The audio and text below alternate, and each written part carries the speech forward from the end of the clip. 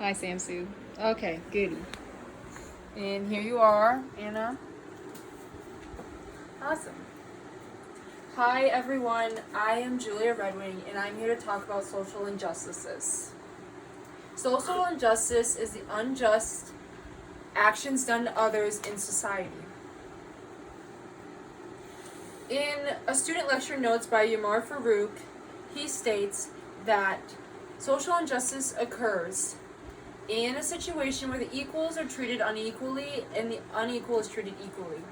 This is important because social injustices negatively impact our society. I want to talk about this issue because there should be more action taken. This issue has grown out of control. Today I'll tell you about how social injustices influence society currently, how it affects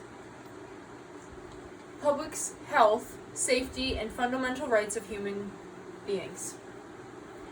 Jennifer Betts, in her examples of social justice issues facing the world article, states that more than 485,000 children die from the lack of food, shelter, and clean water every year. Within the United States alone, the number is about 2 million. This citation shows importance because the basic necessity should be for everyone. It is not right to have someone struggle with something as simple as a lack of water when others have it in an overabundance. To me, this is unacceptable. I have volunteered in homeless shelters, food shelves, and assisted vulnerable adults in my society to help them with their emotional and physical needs. I have personally stood up to racial injustices done to my family members and best friends, and lived a year riding the poverty line. The basic needs of a human being should be met regardless of gender, sexual orientation, ethnicity, and so on. Public health has flaws in only benefiting the higher class. Safety should be taken seriously and cautiously for everyone equally. Basic fundamental rights are the foundation in ending this issue. If we cannot respect them, we do not have a future in uniting our country. So let's get started. First, I'd like to talk about public health.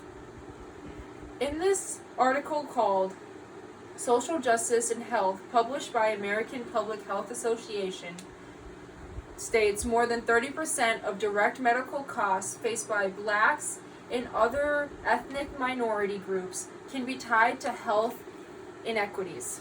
Because of limited access to health care and other resources, these populations are feeling the pain.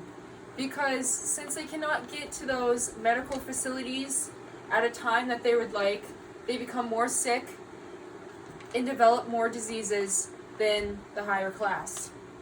This citation talks about the lower class and poor public health going hand in hand.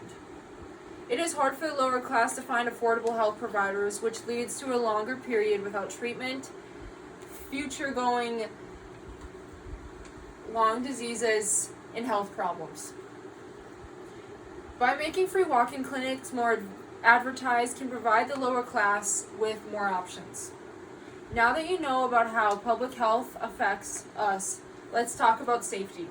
Safety is the job of police and security officials all around us. According to Catherine and Gerald Hill's book, Legal Dictionary Discrimination, states discrimination is considered illegal by the federal and state laws of the United States of America. These laws prohibit discrimination in employment, availability of housing, rates of pay, right to promotion, education, and based on race, nationality, color, age, sex, or sexual orientation. This is interesting to me because how can discrimination be illegal but yet so present? Discrimination is everywhere and all around us, including in schools, workplace, stores, and even salaries, because there's a gap between men and women's salaries. How can we look to protecting citizens with the common law when our common law is broken so often? As the discrimination occupies common places, the public becomes more dangerous.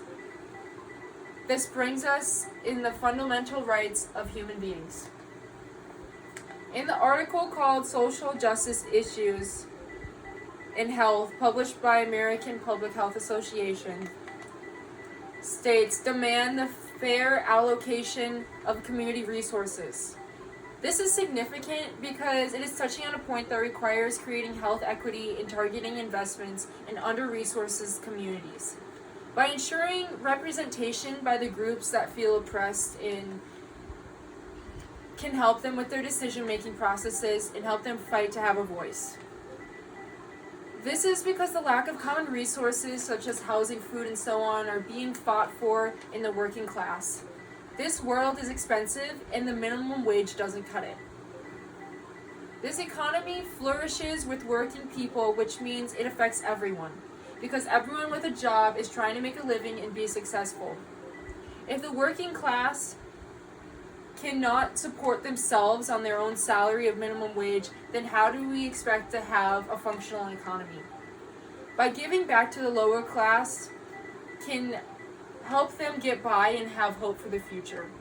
Now that everyone knows they are affected by social injustices, let me summarize what we have learned.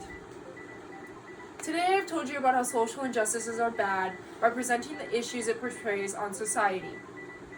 These problems are reasons we should act in our own societies by donating your time, volunteering, supporting diversity in your workplace, and advocating a voice to every social injustice that goes on around you. Public health is at higher risk of those in the lower class. The police department's security's main purpose is to keep us safe, and basic fundamental rights are never to be overlooked. By donating, clothes and blankets can always help. We all should go make a difference in our society today. And thank you all for coming. And you can all reach out to me for questions.